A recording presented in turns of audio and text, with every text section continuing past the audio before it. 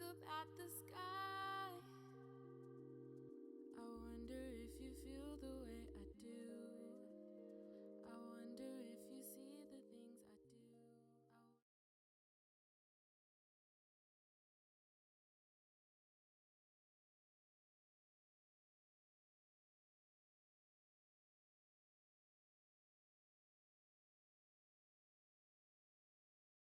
Jusqu'à 4 mois après un spectacle pour le remonter. Ouais. Donc tu vois, on ne peut pas du tout.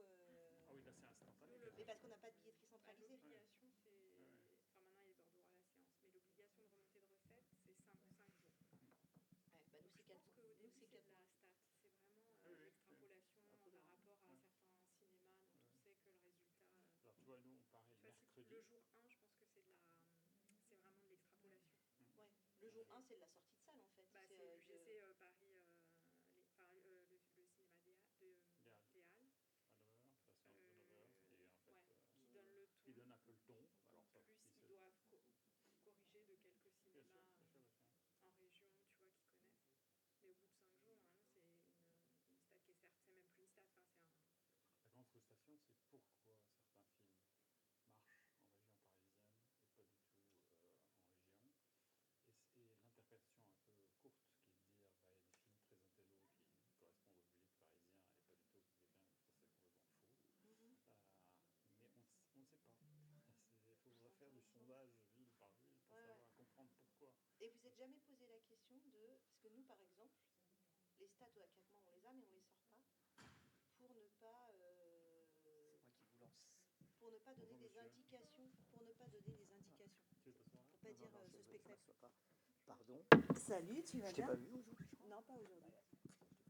Ça va ? Oui, très bien. Bonjour. Enchanté, Eric. Enchanté. Tu veux pas t'asseoir 2 secondes, comme ça justifie cette place vide. Je vais vous lancer, mais par contre, je voudrais qu'il y ait un peu plus de monde qui arrive. Les gens sont encore en train de déjeuner. Les voilà, ils arrivent. Ça arrive doucement. Alors ceux qui s'assoient au premier rang, Eric Debec fait un chèque de 100 € à chacun. C'est pas mal, ça. Avec l'argent du CNC et du CNM. Eh ben, exactement. Bon, personne n'a besoin d'argent. Non, t'as vu hein, je vais peut-être aller rameuter les gens, puis je reviens. Oui. Ça, je vais. Et puis je vous lance après, je vous laisse parler. Ça marche. Parce qu'ils sont encore au déjeuner, ça a traîné un peu avec le plat de résistance. En fait, nous, on considère que si on donne une indication de fréquentation, ça donne une indication d'intérêt ou pas du spectacle, et donc on ne communique pas, par exemple, même quand on sort nos chiffres à 1 an, on fait la liste des 10 premiers, mais on ne donne pas dans le bon sens. Tu vois, mais après c'est un choix. Pour quelle raison ? Pour ne pas tuer certains festivals ou certains concerts, pour pas dévaloriser. Pour ne pas dévaloriser un projet par rapport à un autre, parce qu'on le sait tous, la fréquentation n'est pas signe de qualité, mais c'est un indicateur pour le public quand même et pour les journalistes. Ouais, alors que nous, on se dit que ça va tirer la fréquentation, au contraire, tu vois. Je pense que c'est ça l'idée. Quand un film marche bien, ça donne envie d'y aller, tu serais peut-être pas aller voir autre chose. C'est justement pour ça qu'on ne veut pas dire ce qui marche bien, pour que ceux qui marchent moins bien puissent être valorisés. Mais tu serais pas allé voir autre chose. Pareil, je sais pas, genre le petit truc en plus, tu serais peut-être pas allé du tout au cinéma cette année, mais comme ta voisine t'a dit que c'était bien et qu'en plus à la télé on dit il va bientôt faire 10 millions, tu dis et moi, tu vois. Donc ah oui, mais alors moi je suis pas un spectatrice lambda du tout. Moi, s'il y a 10 millions de personnes qui ont aimé, ça m'a généralement. Mais toi, oui, mais. Oui, mais parce que toi t'es différente. Quand je suis arrivé là-dedans, j'aurais les échos, je ne sais pas tout. Les gens de l'équipe m'ont dit tu verras, il y a un truc très particulier dans le cinéma, c'est le bouche à oreille. C'est quoi le bouche à oreille?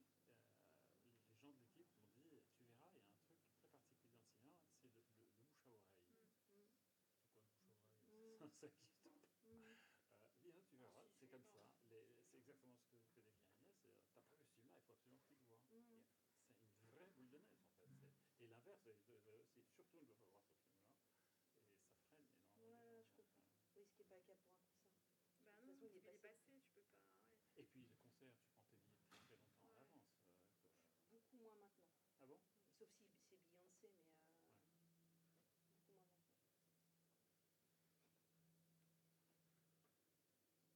Bon, ben voilà, le débat est terminé.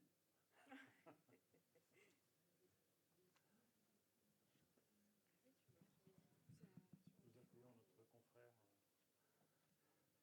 Salut Julien, ça va? Ça va? Pas trop chaud? Un peu. Toi, t'es juste après. Juste après, ouais. Voilà. Donc, Tu chauffes la place. chauffe pas trop la place. Ah bah Raphaël. Toi aussi t'es juste après, non? Monsieur il est juste après. Oui, c'est ça, Raphaël. Bah voilà, moi je fais les, je fais les présentations. Parce que d'ici j'ai vu d'ensemble. Tu vas voir la maison du Pierre Louchou ou pas? Oui, parce que finalement on partira un peu avant la fin. Oui, c'est ça, c'est ce Parce que qu'elle sinon on expliquait. ratait le... Bon bah j'aurais pas dû les présenter, on en perd deux. On les a perdus.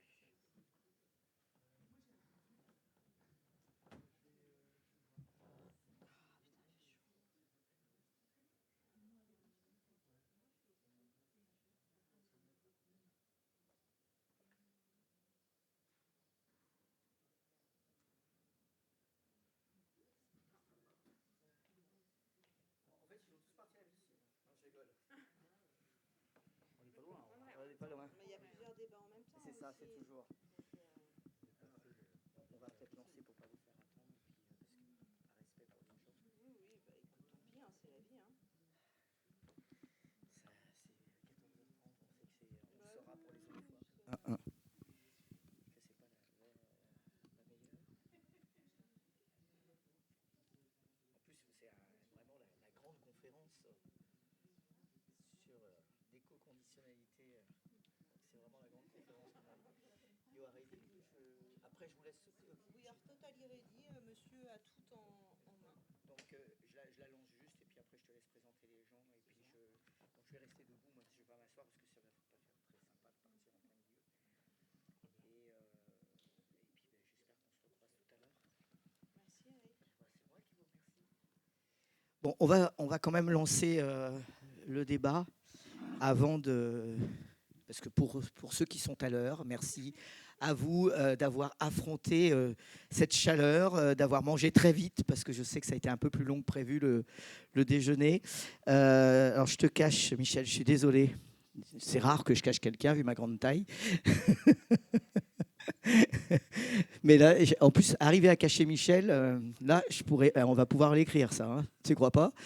Merci à toi, Michel, d'avoir accepté de modérer cette table ronde. Donc, tout est dit sur le tableau derrière. Table ronde extrêmement importante. Merci à vous, Agnès, d'être avec nous. Merci à toi, Marie, d'être là et d'être une fidèle, parce que ce n'est pas la première fois que tu viens à Sœurs Jumelles. Donc, merci. Ouais, vous non plus, c'est vrai. Pardon. C'est vrai. C'est que ça passe tellement vite les années.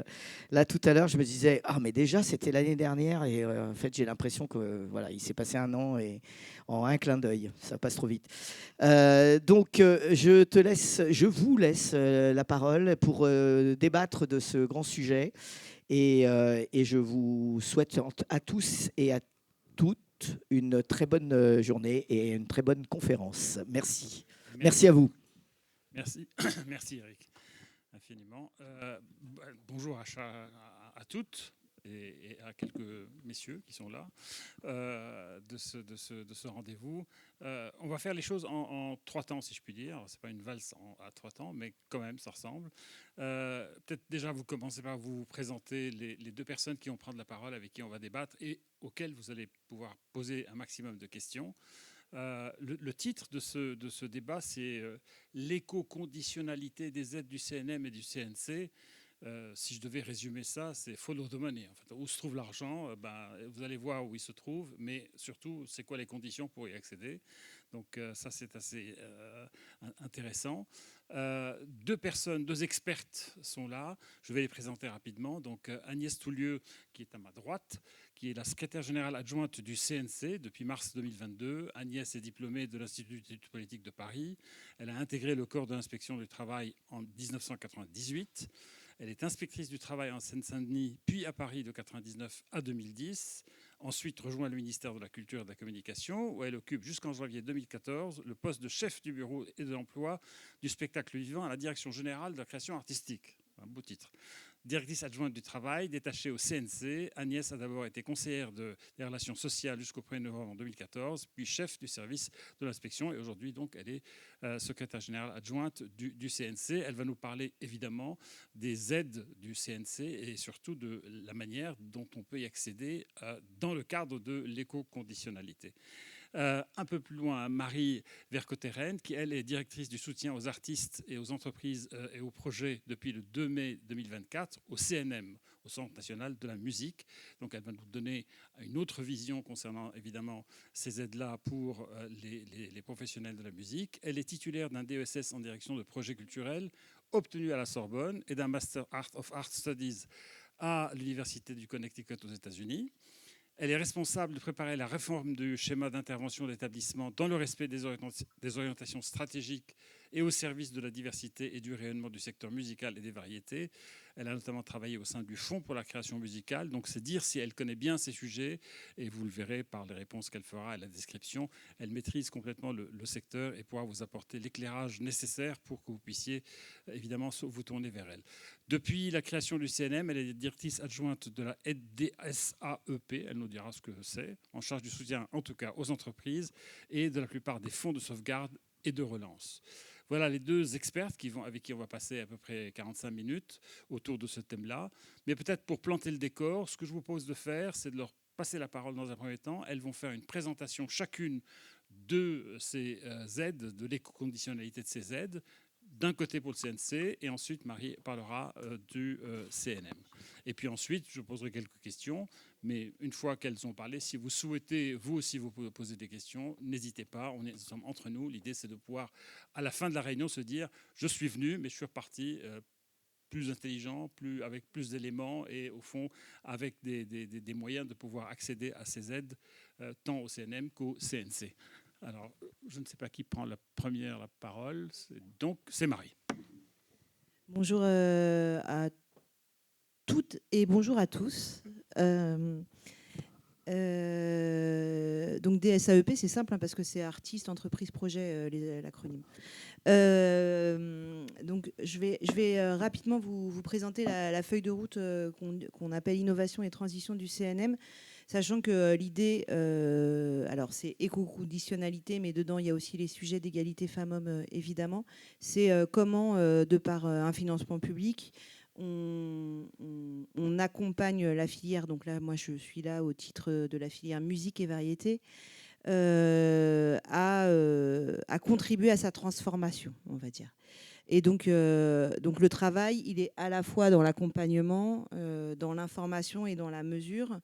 Et aussi dans l'accompagnement, utiliser en fait la mesure pour faire avancer les entreprises, sachant que, attention, on ne se pose pas en sachant par rapport aux entreprises, c'est une co-construction permanente avec les entreprises de la filière de la musique et des variétés. Quand je dis variété, alors parce que très rapidement, c'est variété au sens de la loi, c'est pas variété au sens où on l'entend dans le sens commun, donc c'est comédie musicale, cabaret, patinage artistique. Pour nous, c'est de la variété. Voilà.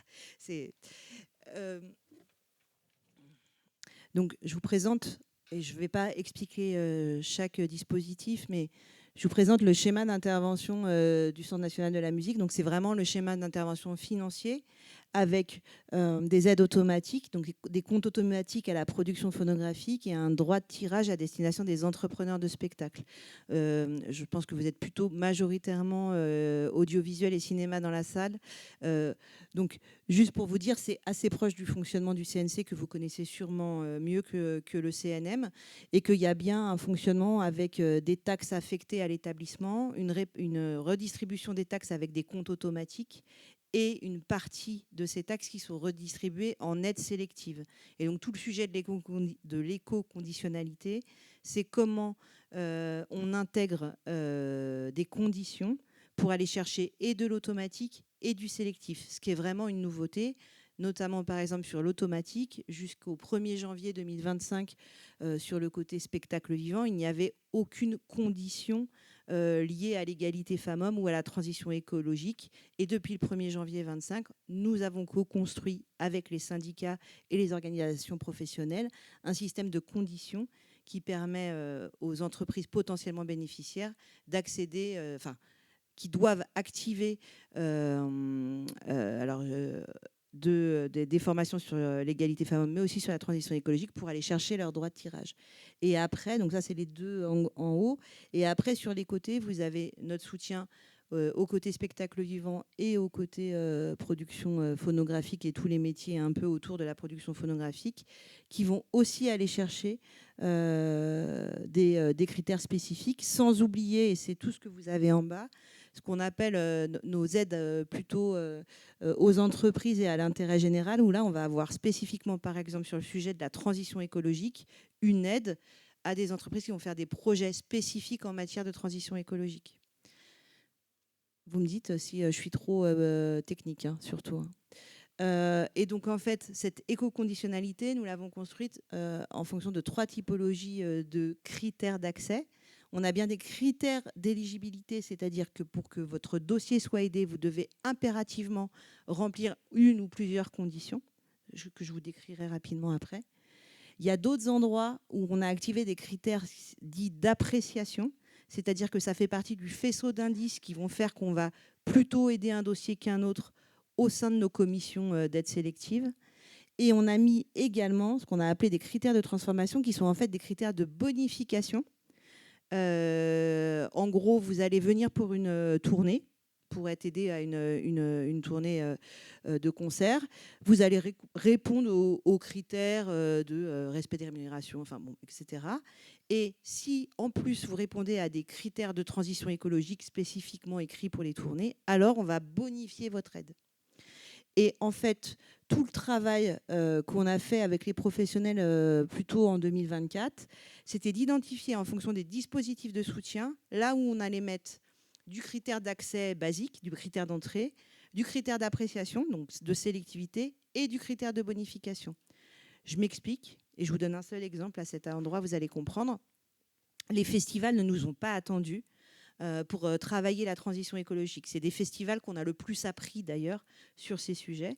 Et donc typiquement sur les festivals, on n'a fait pas de bonification, mais en revanche, on a mis des critères d'appréciation assez musclés qui font que dans les festivals qu'on va soutenir, ça va être les plus vertueux des festivals en matière de transition écologique qu'on va soutenir. En revanche, sur d'autres métiers comme l'édition musicale ou comme la production phonographique, qui sont, on va dire, un tout petit peu plus en retard sur ces sujets, là, on a plutôt mis des critères de bonification pour être incitatifs. Je vais passer rapidement, mais donc, quels critères on a pu mettre en place, notamment sur les sujets de transition écologique. Donc, on a activé des sujets de diagnostic et de bilan des émissions de gaz à effet de serre. Donc là, on va plutôt être sur les aides à la tournée, sur le droit de tirage et sur les aides au développement international. C'est pour des aides aux tournées à l'international, avec des attendus, c'est-à-dire que là, on va vraiment être sur montrez-nous la preuve que cette bonification ou que cette accessibilité, vous l'avez. Et donc, on va demander un compte-rendu d'autodiagnostic ou l'obligation réglementaire pour les structures qui comprennent 500 employés et plus. Donc voilà, on a vraiment essayé de l'adapter aussi aux typologies de structures en fonction des sujets. On a également été incitatif sur la formation des dirigeants et la sensibilisation des équipes. Donc c'est pareil, sur le droit de tirage, on va être droit de tirage spectacle vivant, on va être sur vous devez avoir ça, sinon vous ne pouvez pas aller chercher votre droit de tirage. Et après, pour d'autres métiers, notamment sur la production phonographique, on va plutôt être là sur de la bonification. Tout dépend, encore une fois, du niveau où les acteurs en sont. C'est en tout cas comme ça qu'on a travaillé. Sur la transition écologique et sur le matériel, par exemple, on a été plutôt en bonification sur l'usage de mobilité douce, sur des des modes de mobilité actifs et aussi, sur les équipements de décor, etc., etc. Et tout ça, et je tiens à le dire parce que c'est important, ça a été fait avec nos partenaires et la profession, mais ça a été aussi fait avec l'aide de nos équipes, Parce que ajouter ces critères à vérifier pour nos équipes, c'était vraiment un effort lourd. Vous comprenez bien, à un moment, on rajoute une couche de vérification, de certification pour nos équipes. Et donc, ça a été fait un peu dans le sens commun de l'intérêt général. Je me permets de le préciser parce que c'est vraiment important et ça touche tous nos dispositifs d'aide, sachant qu'on a à peu près 7000 aides par an au CNM. Donc, ça fait aussi du boulot supplémentaire pour les acteurs, de l'investissement supplémentaire pour les acteurs qu'on soutient, mais aussi de l'investissement supplémentaire pour les équipes du CNM. Et on a aussi, par exemple, travaillé sur le sujet des alimentations. On va jusque, par exemple, aux côtés des salles de spectacle, puisqu'on soutient l'équipement des salles de spectacle au CNM, des attestations d'obtention de labels bâtiments biosourcés, qu'on sait qui, par exemple, est un critère très difficile à obtenir. Et donc là aussi, on s'est adapté en fonction de la typologie du critère au pourcentage de bonification. Typiquement, pour ce pourcentage-là, donc je ne vais pas rentrer dans les détails parce que, pour être honnête avec vous, je ne le maîtrise pas, c'est mon équipe qui le maîtrise, mais on sait que c'est un label qui est très difficile à atteindre. Et donc là, on a mis 10% de bonification sur l'aide sur ce critère-là. Et j'ai terminé, je te passe la parole, Agnès. 2 minutes avant qu'Agnès ne prenne la parole, juste pour... donc on est rentré dans des aspects extrêmement techniques, mais en préparant le débat, moi qui n'y connaissais pas grand-chose, je me suis dit quand même, on est tous familiers des enjeux qui peuvent paraître extrêmement, comment dirais-je, énormes, mais dont on ne voit pas nécessairement l'application très très concrète par la suite concernant la transition écologique, la protection d'un certain nombre de choses, etc. Et ce que vient de dire Marie et ce que va confirmer également Agnès, c'est qu'au fond, la France est le pays des aides, des soutiens, des subventions. Enfin, on est un des pays les plus privilégiés de ce point de vue. Le fait d'avoir rajouté quelques conditions, parce que finalement, c'est quand même quelques conditions à toutes ces subventions et ces aides, a produit des résultats, on en parlera tout à l'heure, qui sont quand même assez tangibles. Ce n'est pas juste quelque chose, une petite aide comme ci, par là, une virgule qu'on a déplacée et qui, au fond, ça satisfait nos consciences. Il y a vraiment des fruits qui ont été obtenus, tant du côté de la musique que du côté du cinéma et de l'audiovisuel. Et c'est quelque chose quand même d'extrêmement puissant et très, très intéressant pour une industrie, pour les industries dont nous parlons aujourd'hui. Je m'arrête là parce que je vais laisser la parole à Agnès, puis on reviendra sur le sujet après. Bonjour à toutes et tous. Donc nous aussi, on a travaillé avec l'ensemble de la filière depuis 4 ans pour arriver à ce plan action qui est en fait une politique de transition écologique pour la filière qui est assez globale et ambitieuse, me semble-t-il. Pour ne pas parler directement d'éco-conditionnalité, je voulais quand même vous rappeler le contexte général de cette politique qui est effectivement assez large et global. Tout d'abord, ce qu'on a voulu faire, c'est qu'on a voulu mesurer. Donc on a créé un observatoire de la transition écologique au CNC. L'idée, c'est vraiment de pouvoir objectiver les choses, de mesurer les impacts, de tracer aussi le chemin vers lequel on va tous ensemble. Et donc, on a mené des études. On en a déjà mené 6. Donc, par exemple, l'impact des salles de cinéma. On a aussi travaillé sur l'impact aussi environnemental des studios de tournage, des studios d'animation, des studios VFX. Et là, la 7e étude qui est en cours, c'est sur la distribution. Donc, petit à petit, on va adresser toute la filière, en fait. Et puis, dans cet observatoire, on collecte aussi les bilans carbone, donc je parlerai un peu plus tard quand on parlera d'éco-conditionnalité, qui vont nous permettre de collecter une masse de données dont on pourra forcément tirer des enseignements aussi. Donc vraiment, l'idée, c'était pas de partir directement sur des mesures, mais déjà de pouvoir avoir une photographie de la réalité de l'impact énergétique par métier, en quelque sorte, par activité. Et puis, on s'est dit aussi qu'il fallait qu'on pense à sensibiliser. Alors, tout ce qui est formation continue, c'est les partenaires sociaux qui s'en chargent, évidemment, par le biais notamment des commissions paritaires nationales emploi et formation.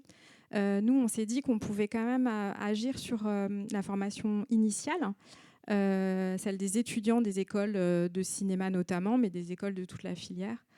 Et donc on s'est fait aider pour créer cette formation par des prestataires extérieurs. On intervient dans les écoles. Notre objectif, c'est de former 6000 étudiants d'ici 2026, et on est bien parti pour les atteindre. Ensuite, on arrêtera puisque dans les programmes, maintenant, il est prévu que cette donnée soit prise en compte dans tous les programmes de l'enseignement supérieur. Donc, on était un peu en avance de phase, mais l'idée, c'était vraiment de se dire que c'était les futurs professionnels qui devaient déjà s'emparer de ce sujet d'un point de vue pratique lié à leur métier. Et puis, on offre aussi une formation aux exploitants de salles de cinéma, qu'on a commencé cette année. Et on tourne en région, on passe dans chaque région et on va faire un deuxième tour l'année prochaine très certainement, pour aussi leur donner les bons réflexes, les aider dans leur transition écologique. Je vous ai dit, on avait déjà fourni une étude, 2 études même qui les concernent. Et donc là, c'est vraiment pour leur donner des outils, pour les aider à agir. Et puis, on a donc ce volet structuration avec l'éco-conditionnalité pour rentrer plus directement dans le sujet. Donc là, c'est depuis le 1er janvier 2024. Donc, toutes les aides du CNC sont conditionnées à la remise d'un double bilan carbone, donc une empreinte prévisionnelle et une définitive. Donc pourquoi ça ? C'est pour que chaque production puisse mesurer le chemin vers lequel elle va. Ça a vraiment une visée pédagogique pour déjà commencer dès le bilan prévisionnel à voir, en faisant varier certains curseurs, en changeant l'alimentation, en voyant comment, par exemple, en changeant les modes de transport, quel impact ça a, ou peut-être au contraire sur certaines actions, voir que l'impact va demander énormément d'énergie de soi, humaine, pour un impact finalement pas si important. Donc vraiment, c'est vraiment l'idée de pouvoir concentrer ses efforts sur les impacts, les impacts carbone les plus importants. Il faut que ce soit fait à partir d'outils homologués par le CNC. C'est déjà pour avoir des résultats un peu cohérents les uns avec les autres, pour ne pas imposer non plus un outil, comme ça s'est fait dans d'autres pays. Et puis, je vous ai donc parlé de notre observatoire. C'est important d'avoir des données qui soient cohérentes entre les différents outils. Et on revoit là l'homologation pour être encore un peu plus serré, justement, et que les deux outils se ressemblent plus. Pourquoi ça ne veut pas ? Si. Donc voilà, les œuvres concernées. Donc voilà, je vous ai mis, on avait commencé par tout ce qui était prise de vue réelle. Et puis donc vous voyez que depuis le 1er mars 25, on a étendu cette conditionnalité aux jeux vidéo et à l'animation qui ont leur propre calculateur carbone, évidemment, parce que ça ne peut pas être les mêmes. Donc voilà, on avance. On est aussi tenu par des contraintes métiers. Le calculateur animation, à ma connaissance, il n'y a qu'en France qu'il en existe un et il est tout récent. Donc voilà, on peut aussi avoir des envies de politique publique. Il faut qu'on soit aussi très réaliste vis-à-vis, ne serait-ce que des outils qui existent pour accompagner les professionnels. Le fait de mettre des conditionnalités, de mettre une homologation, d'offrir évidemment des financements pour ces outils, ça permet de faire avancer aussi sur le sujet, évidemment. Donc il faut viser un truc en particulier, non ? Ah, il faut appuyer très fort, en fait, pardon. Voilà, c'est un peu ce que je vous ai dit. L'idée, c'est vraiment... pour cette conditionnalité, l'idée est vraiment pédagogique puisqu'on ne fait rien du résultat. On ne conditionne pas nos aides au résultat. On ne sait pas, chaque œuvre est un prototype, donc on ne peut pas dire une œuvre, c'est tel bilan carbone est bon, tel bilan est mauvais, puisqu'à chaque fois, ça va dépendre de facteurs très différents. Est-ce qu'on est tourné en extérieur ? Est-ce qu'on est tourné en studio dans un endroit où j'ai un apport d'énergie facile, où je ne l'ai pas ? Donc on ne peut évidemment pas dire ce que c'est. Avec nos bilans carbone, le fait de les collecter, on aura une idée de fourchette au bout d'un certain temps sur, par exemple, un budget donné avec des contraintes à peu près les mêmes entre plusieurs œuvres. Par exemple, tout en studio, on pourra dire une fourchette de carbone, de consommation carbone. Voilà, donc l'idée vraiment, encore une fois, c'est de faire entrer les professionnels dans cette logique de comptabilité carbone et d'impact, de mesure de leur impact environnementale. Et puis, tout récemment, là, c'est tout nouveau, on l'a annoncé à Cannes cette année, on a mis en place une prime, la prime qu'on a appelée RSE+, alors là, c'est vraiment lié aux fictions, longs métrages, séries unitaires de plus d'1 heure, donc celles qui ont quand même l'impact le plus important. Et donc, pour l'obtenir, il faut avoir certifié le niveau 2 de l'AFNOR Spec. Je vais vous parler juste après de ce que c'est que cet AFNOR Spec avec ce nom un peu barbare. Et ce sera certifié par un certificateur que le CNC va désigner. Cette aide, ça sera 28 000 € et la certification est prise en charge par le CNC. Ça commence pour les œuvres qui commencent leur tournage en septembre 25, donc on va y être très bientôt. Donc voilà. Et donc, je vous ai dit qu'on se basait sur cet AFNOR Spec. J'ai apporté quelques documents de résumé que j'ai posés sur une table par ici de notre AFNOR Spec production responsable.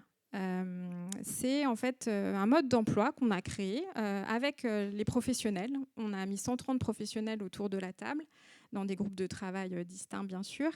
Et bien sûr, on a travaillé avec les organisations professionnelles, les organisations syndicales et les experts des branches qui sont concernés. On a travaillé avec la DGMIC.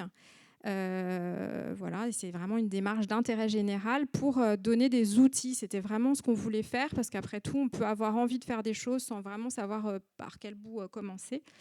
Donc pour l'instant, l'application est volontaire et gratuite. Il n'y a aucune conditionnalité à l'appliquer ou pas. La nouveauté, c'est qu'on a maintenant une possibilité d'obtenir une prime si on atteint le niveau 2. Le niveau 2 est un niveau déjà engageant. Le niveau 1, c'est plus des déclarations d'intention. Le niveau 2, c'est vraiment, il faut avoir agi. Il est responsable parce qu'il est aussi social. Il n'est pas que sur la transition écologique. Et donc, il y a 28 actions avec 3 niveaux d'engagement. Voilà. Donc, nous, on s'arrête au niveau 2. Et voilà, c'est vraiment un niveau déjà un bon niveau d'engagement. Donc je vous ai remis les 7 chapitres pour que vous voyez un petit peu. Et sans surprise, quand on veut réduire son impact et aller vers une vraie transition écologique de son œuvre, il faut travailler sur l'énergie et la mobilité, évidemment, la sobriété numérique. Voilà, c'est des choses qu'on retrouve évidemment dès qu'on veut agir sur ces questions. Donc dans le référentiel, on a des outils, des idées de comment l'atteindre, quel type d'action on peut mener justement pour avoir le meilleur impact possible. Et voilà. Merci beaucoup. Merci Agnès. Alors, deux présentations qui peuvent paraître un peu techniques, mais on va rentrer un tout petit peu dans chacune d'entre elles pour essayer de comprendre, au fond, qui est concerné, comment on y va, de quel montant parle-t-on, parce que c'est quand même un chemin qui semble facile, mais qui est peut-être assez spécifique par rapport à chacune des structures. Donc moi, je tourne d'abord vers Marie. Qui est concerné, en fait ? C'est quel type de structure ? C'est les producteurs qui, principalement, font les demandes auprès de vous. Et évidemment, pour Agnès, ce sera la même question. Alors, je vais utiliser le terme entrepreneur, puisque producteur peut être un peu réducteur. Nous, on est, comme je l'expliquais, tous les métiers, donc des auteurs, autrices, compositeurs, compositrices au festival, salle de spectacle, producteurs phono, producteurs de spectacle, etc. Et donc, on n'a pas pour l'instant mis d'enjeu sur le seul endroit où on n'a pas travaillé on s'est dit que le sujet était à travailler, mais un peu plus tard, c'est auteur, autrice, compositeur, compositrice. Sinon, ça concerne tous nos dispositifs de soutien. Donc, les 32 du schéma que je vous montrais tout à l'heure. Voilà, avec, encore une fois, et c'est important, des pourcentages et des, on va dire, niveaux d'incitation variés en fonction des typologies de métiers et de la taille des entreprises également.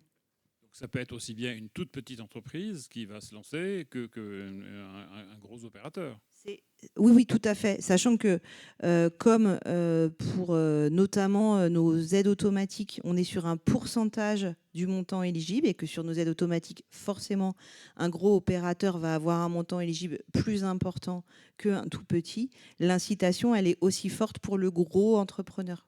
Parce que ce n'est pas un montant forfaitaire, c'est bien un pourcentage. Alors, pardon, ma question n'est pas une question piège, mais c'est mieux comprendre. Un compositeur, quel type de démarche justement, écologique ou dans la transition alors, c'est justement l'endroit où, pour l'instant, en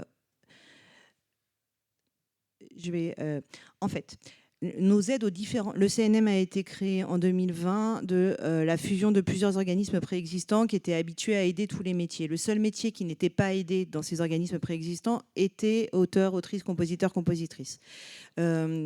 Sous l'angle de la crise sanitaire, on a créé plutôt des dispositifs d'urgence à ce métier et qui ont continué post-crise.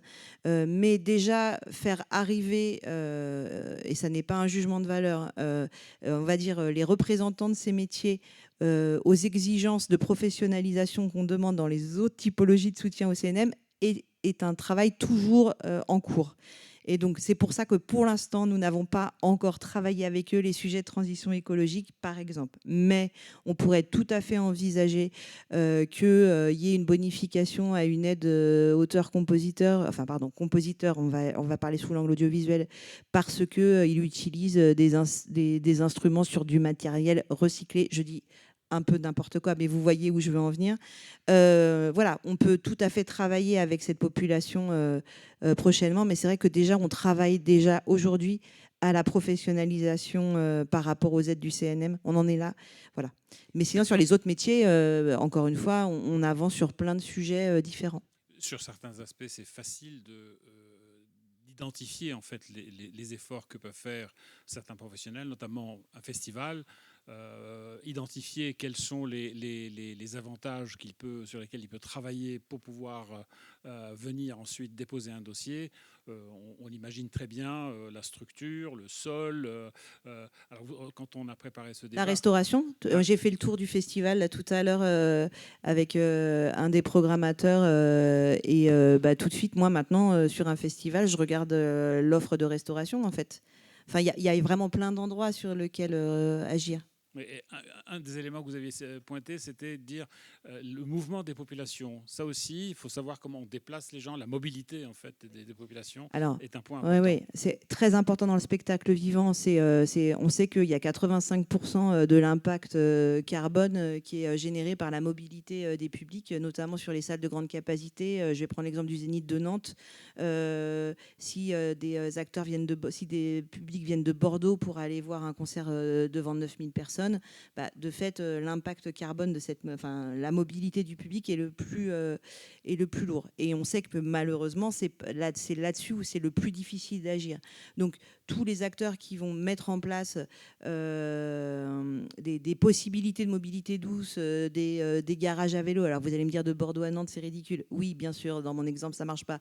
Mais voilà, il y a plein d'endroits où le covoiturage, enfin, tous ces sujets-là, le travail sur les mobilités douces, c'est vraiment quelque chose qu'on va bonusser et prendre en compte.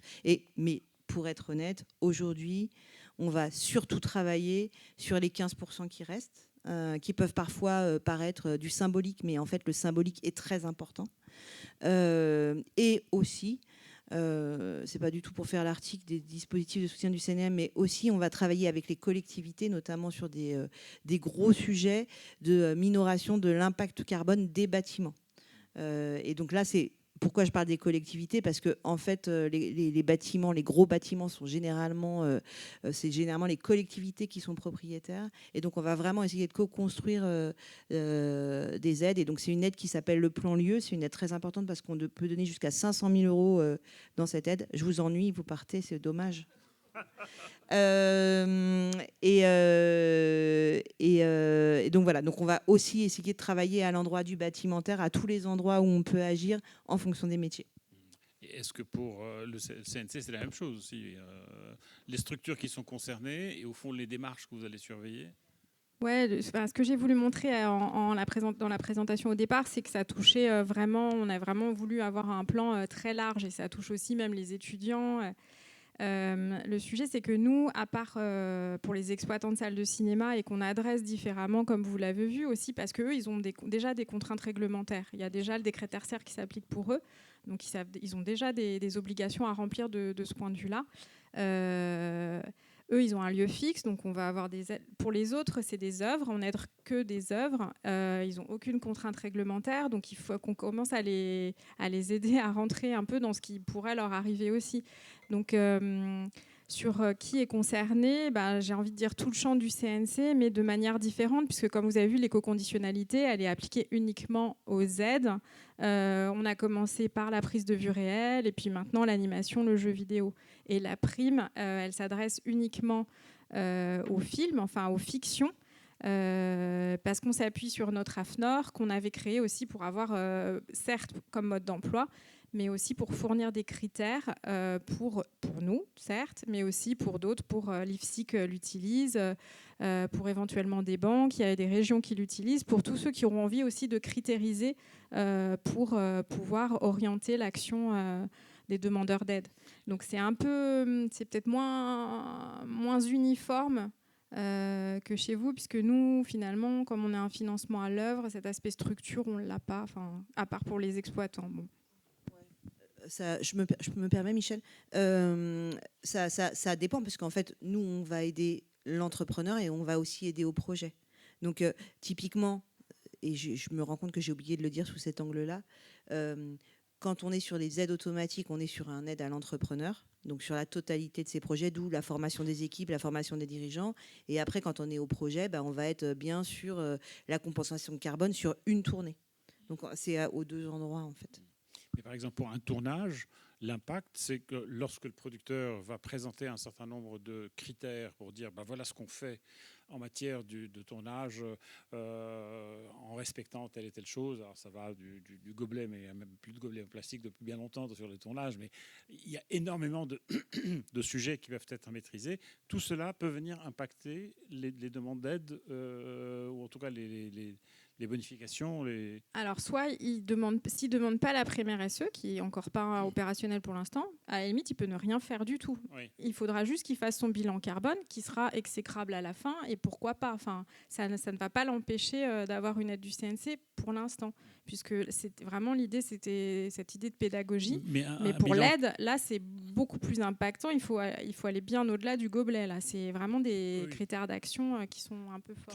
Très mauvais exemple, le gobelet, mais ce que je vais par là, c'est que je me rappelle, on avait parlé pour les concerts, mais c'est le cas aussi pour les tournages, des toilettes sèches lorsqu'on déplace des choses et qu'on prend des... Pardon, mais ça fait partie d'un univers. Eh bien, tout ça vient rajouter les mesures qui sont prises et qui permettent effectivement de favoriser le déblocage d'une aide, ou en tout cas la demande d'une aide. Alors, encore une fois, tout dépend des métiers. Effectivement, sur un festival, typiquement les toilettes sèches, c'est même plus ça devient c'est une norme. Et à partir du moment où ça devient une norme, on le bonifie plus en fait. En revanche, et je pense que peut-être vous y allez là-dessus, Michel, mais désolée si je préempte, mais ce qui me semble vraiment important dans ce que Agnès a présenté, et nous aussi dans ce qu'on essaye de faire, c'est que mettre des critères et mettre de l'éco-conditionnalité dans le soutien, ça permet aussi d'observer et de savoir où en est chaque métier et d'ajuster d'année en année nos exigences, parce qu'on peut quand même parler d'exigences par rapport à chaque métier. Donc typiquement, si on met une éco-conditionnalité, je vais prendre un exemple égalité femmes-hommes parce que c'est plus facile et c'est en pourcentage. Par exemple, on a une bonification en festival qui dit, en tournée, qui dit si y a plus de 30% de femmes au plateau, il y a une bonification. Aujourd'hui, pourquoi on a pris ce 30%?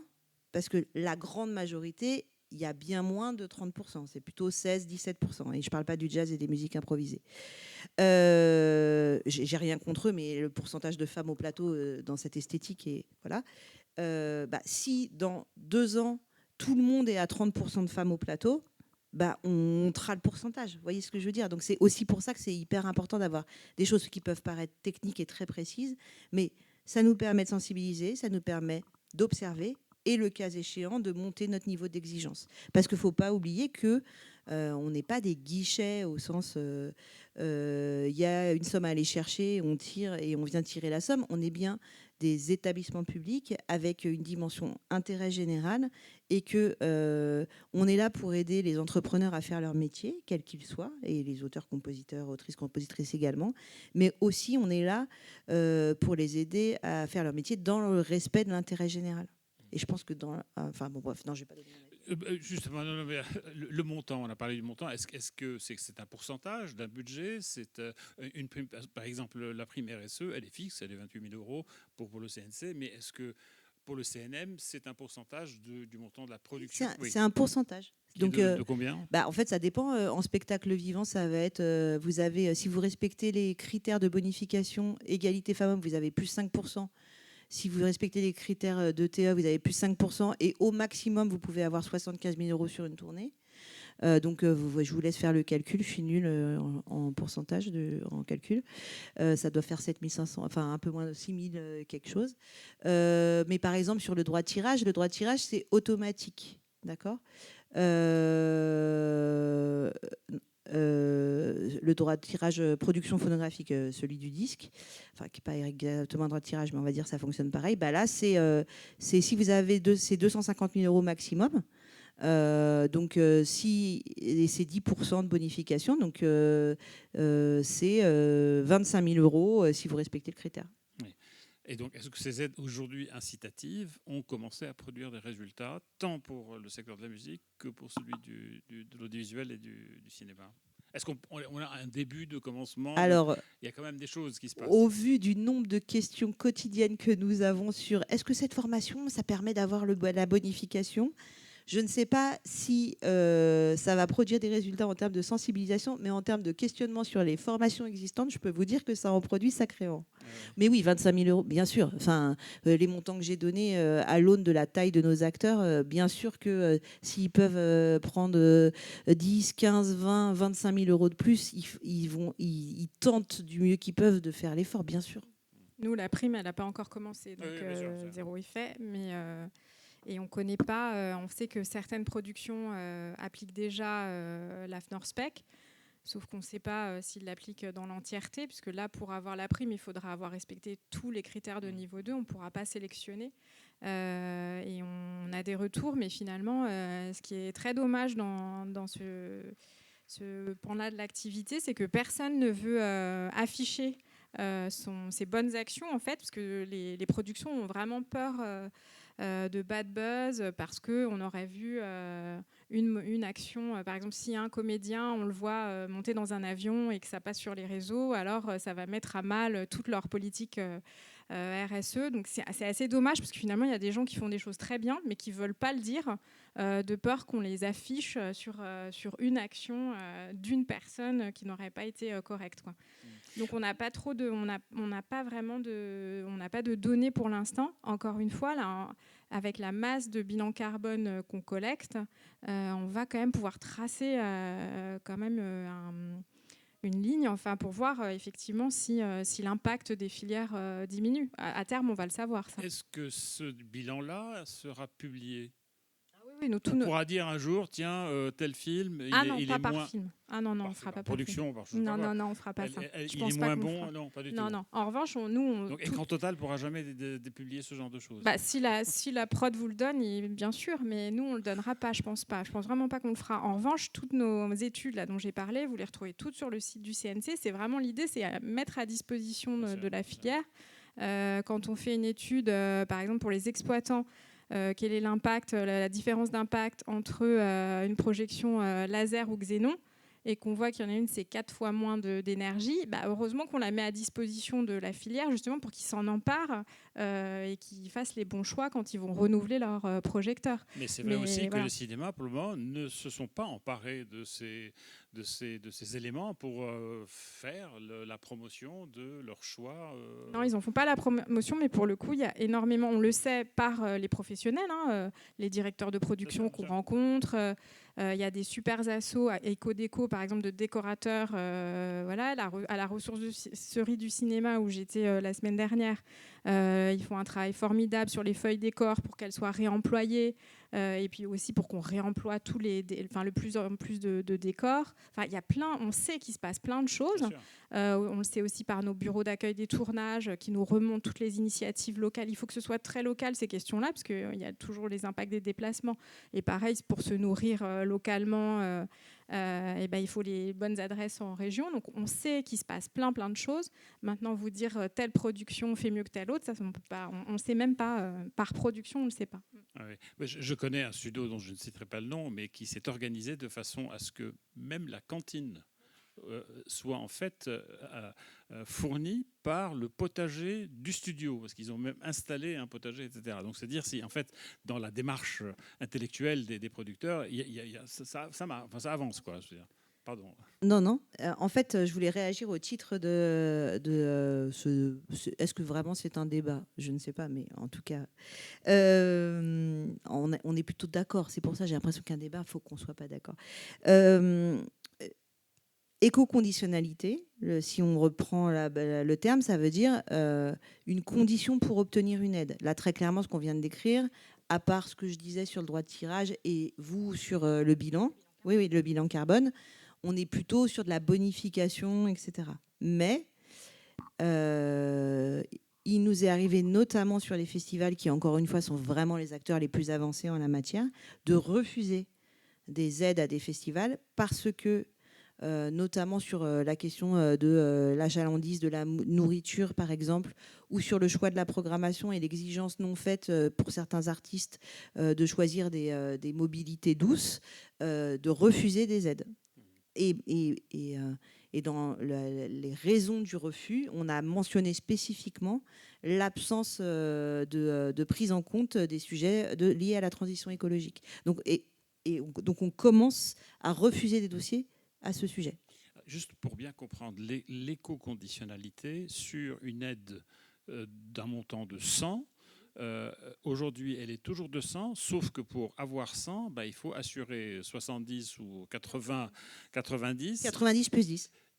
Donc, en fait, on a toujours la même aide, sauf que à l'intérieur de cette aide, il va falloir respecter des critères, sinon on ne l'a pas. Vous perdez 10. Voilà. Voilà, c'est ça, on perd 10, on ne perd pas l'intégralité de l'aide. D'accord. Okay. Et puis ensuite, il y a d'autres bonifications qui viennent se rajouter. Après, c'est quand même une bonification, parce que, en fait, c'est une manière d'afficher réellement un système qu'on faisait avant, c'est-à-dire que quand un projet qui nous demandait 100 ne respectait pas pour nous tous les critères, on lui donnait de toute façon 90. Là, c'est justement de l'affichage et encore une fois de la citation. Vous avez 90 et si vous voulez le 100, alors il faut mettre en place ça et ça. La cause est extrêmement noble et positive, mais est-ce que c'est l'intégralité des aides qui vont être soumises à ces conditions-là ? Ou est-ce que pour le moment, on les répartit dans la mesure où... C'est comme je le disais, c'est toutes les aides. C'est toutes les aides. C'est toutes les aides, encore une fois, avec des systèmes différents en fonction du niveau de sensibilisation du métier à ce sujet. Absolument. Peut-être que dans la salle, il y a des personnes qui voudraient poser des questions. Monsieur, allez-y. Est-ce que vous pouvez vous présenter, peut-être nous dire... On a un micro là, si vous voulez. Ah oui, pardon.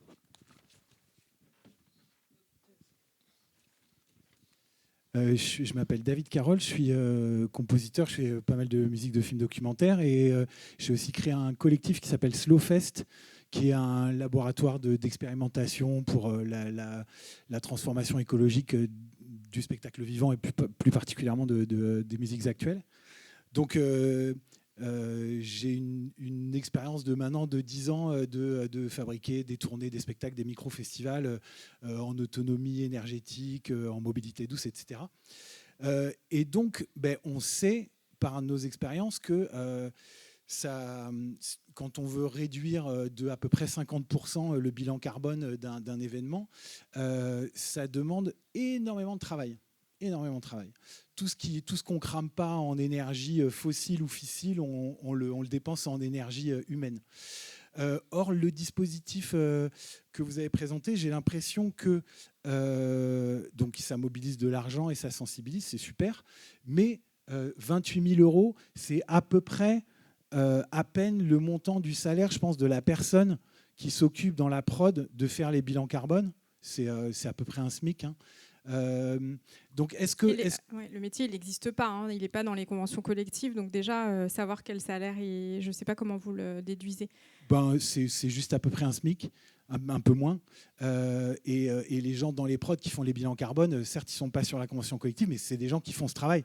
Et donc cet argent-là, est-ce qu'il n'y a pas un petit effet pervers en fait, de la manière dont cette aide est attribuée ? Finalement, est-ce que ça ne paye pas juste les gens qui mesurent les bilans carbone, et au lieu de bonifier directement les initiatives ou le travail qui pourrait directement faire baisser le bilan carbone. Je ne sais pas si c'est très clair. Si, mais même si je ne vois pas comment on indemniserait le travail. Je comprends, la première partie, je comprends votre question, mais je ne vois pas concrètement comment... Un exemple concrètement, si on bascule la logistique d'un tournage sur de la mobilité douce, par exemple avec des vélos cargo, ça prend plus de temps logistiquement que quand on met tout dans un... Et ça demande d'employer plus de monde que si on met tout dans un camion. La somme, on ne l'a pas sortie de nulle part. On a regardé aussi les coûts, aussi, ce qui nous était remonté par les experts du secteur. L'idée, c'était certainement pas de compenser le salaire d'une personne alors que les partenaires sociaux n'ont pas souhaité que ce poste existe dans les conventions collectives. On est tout à fait en cohérence avec ce que les partenaires sociaux portent dans les conventions. Par exemple, en Allemagne, pour avoir les aides de l'équivalent du CNC, il faut respecter un standard, ce qu'ils appellent un standard, qui ressemble pas mal à notre référentiel AFNOR. Et dedans, il y a obligation, évidemment, du bilan carbone, obligation d'avoir un référent comme ça. En France, le référent n'existe pas. Les branches de l'audiovisuel travaillent sur un métier de coordinateur parce que, justement, l'idée, c'est que ce ne soit pas un métier donné, mais de bien dire que c'est dans chaque poste que ce sujet doit être adressé, que ce n'est pas une personne qui fait juste les bilans carbone et que vraiment chaque poste de la production doit s'en inspirer. Donc la somme, elle est cohérente vis-à-vis de ce qu'on a vu, elle est incitative après. Et puis ce qu'on a surtout vu, alors ce qu'on a voulu faire aussi en mettant la même pour une petite œuvre que pour un gros budget, c'est qu'elle est évidemment beaucoup plus incitative pour un petit projet. Le très gros projet à 11 millions, les 28 000, lui, il voudra juste avoir son tampon RSE+. Ça ne sera certainement pas pour la somme. En revanche, pour un beaucoup plus petit projet, ça sera impactant. Donc, c'est ce qu'on a voulu faire. Et puis, les coûts, alors là, votre exemple, il va pas forcément dans le sens de ce que je dis, mais les coûts, ils sont ce qu'on nous rapporte. Encore une fois, on a travaillé, vous avez vu, avec 130 professionnels, dont les experts. Et le coût d'entrée, il est fort à la première production. Il se réduit de production, de film en film, en fait. Parce qu'il y a des choses, la première fois, c'est difficile, on connaît pas, on n'a pas les ressources, on ne sait pas auprès de qui s'adresser, et ça demande énormément d'énergie, comme vous dites. La deuxième fois, le coût, il réduit de manière significative. Mais encore une fois, les projets sont tous différents. Donc, entre le premier film qu'on aura fait en studio et le suivant qu'on va faire au milieu d'un champ où on va se dire mais mince, il me faut un générateur. Ça va être et comment on mange et comment je fais venir les gens. Il n'y a pas d'hôtel à côté. Vous voyez, ça va être complètement différent. Donc, en gros, voilà la réponse, mais on est tout à fait cohérent par rapport à ce qui se rapporte. Et encore une fois, il y a plein d'économies d'échelle à faire ensuite. Est-ce qu'il y a une autre question ? Monsieur, prenez le micro, ça sera plus facile. Vous avez parlé de la formation d'étudiants et la sensibilisation, et c'est trop cool.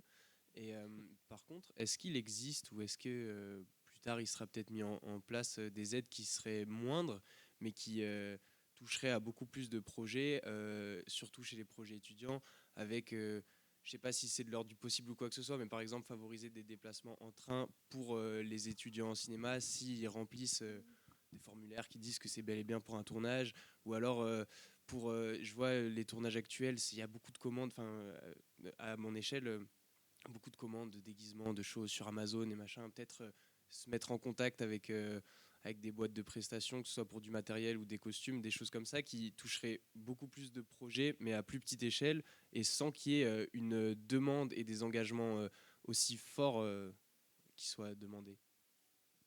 Les étudiants, déjà les projets étudiants, nous on les aide pas. En fait, là, toutes les aides, l'aide qu'on met en place et la conditionnalité, il n'y a pas de projet étudiant, c'est que des projets qui veulent être aidés par le CNC. Sur les autres, les ressourceries, elles sont aidées par le CNC, à d'autres, elles sont aidées aussi localement. Enfin, après, il y a plein d'acteurs locaux, alors pas la restauration, mais par exemple, les ressourceries, elles sont déjà aidées, justement pour aider à leur développement. Elles vont, par exemple, la ressourcerie qui est à Montreuil et où j'étais la semaine dernière, on les a aidés pour référencer leur catalogue, enfin, parce qu'ils avaient un catalogue, ça paraît idiot, mais ils avaient un catalogue, un Excel, qui ne donnait pas du tout envie.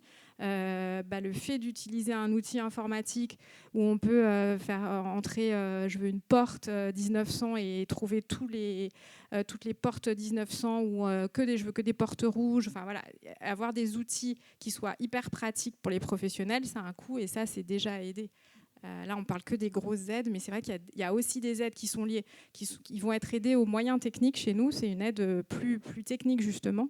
Mais évidemment on est bien conscient que tout ça ne peut pas se faire s'il n'y a pas un tissu économique général qui peut répondre à la demande. Comme j'ai dit tout à l'heure, on n'avait même pas d'outils de calculateur pour l'animation. Il n'était pas question d'imposer un calcul Capone sans outils, comme on ne peut pas imposer d'utiliser des matériaux réemployés, ressourcés, s'il n'y a pas d'offre sur le marché. Une dernière question. Moi, j'avais juste une question. On en avait parlé. En fait, j'avais une question et demie. Où est-ce que se situe la France par rapport à tous ces développements dont on parle? Est-ce que la France est en avance? Est-ce qu'au fond, on est à pied d'égalité avec les autres pays européens? Est-ce qu'il y a des pays très, très avancés et qu'on regarde avec envie et qui sont des exemples à suivre? Nous, on regarde beaucoup ce que font les autres. On travaille beaucoup aussi avec les autres CNC. Comme ça nous permet d'avoir les infos de ce que... Voilà. Moi, j'ai envie de dire que par rapport aux autres CNC, équivalents CNC, on est bien. Donc certains bonus, certains conditionnent, certains les deux. Enfin, voilà. Et ça ressemble. Et l'idée, c'est d'accompagner. Après, on a chacun des réalités nationales qui sont différentes. Pour la petite histoire, avant de se lancer dans cet énorme travail, parce que ça ne paraît pas, là vous allez voir un petit dépliant de rien du tout, mais cet énorme travail de référentiel AFNOR avec 130 professionnels, encore une fois, c'était un gros travail. On s'était dit peut-être qu'on peut piquer ce qui a été fait ailleurs. Par exemple, l'Allemagne, dans les critères qu'ils donnaient, il y avait l'utilisation à 50% au moins d'hôtels labellisés écologiques. Il n'y a pas en France. Les Nordiques, les 5 pays nordiques se sont mis d'accord et eux, ils vont adopter le référentiel allemand. Ils ont beaucoup plus de facilité à le faire.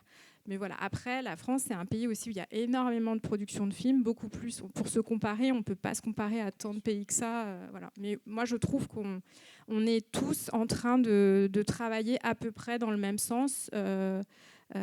Toutes les institutions qui se ressemblent, on est à peu près en train de travailler dans le même sens. Ouais.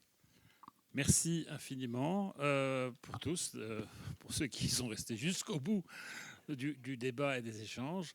Merci infiniment Marie, merci beaucoup Agnès pour tout le travail que vous avez fourni, c'est vraiment formidable. Et puis on cède la place au débat suivant qui va être aussi passionnant.